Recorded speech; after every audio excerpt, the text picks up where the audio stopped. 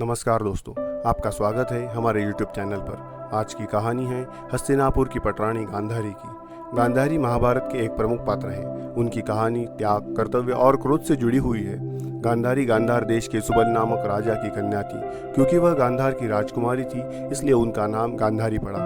गांधारी भगवान शिव की परम भक्त थी। गांधारी का विवाह हस्तिनापुर के राजा धृतराष्ट्र से हुआ था, जो जन्म से ही अंधे थे।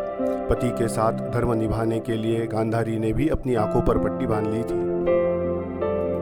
गांधारी को एक वरदान मिला था कि उन्हें 100 पुत्र होंगे, लेकिन वह वरदान वापस करना चाहती थी, क्योंकि उन्हें पता था कि इतने सारे पुत्र कलह का कारण बनेंगे। हालांकि बाद में उन्हें 100 कौरवों की मां बनना पड़ा।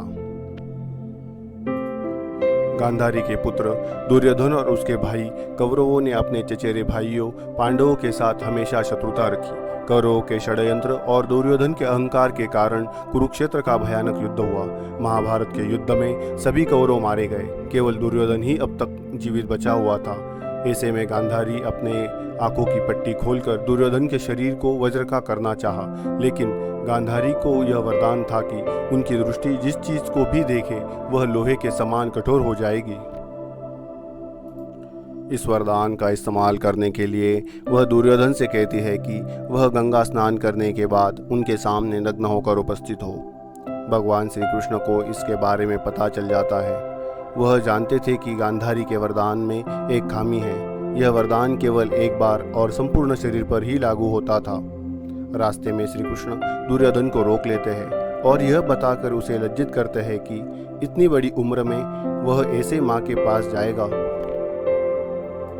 श्री कृष्ण के कहने पर दुर्योधन अपने गुप्तांगों को पत्तों से ढक लेता है। जब गांधारी दुर्योधन को देखती है तो उनकी दृष्टि उसके पूरे शरीर पर पड़ती है, सिर्फ उसी भाग को छोड़कर जिसे उसने ढका था।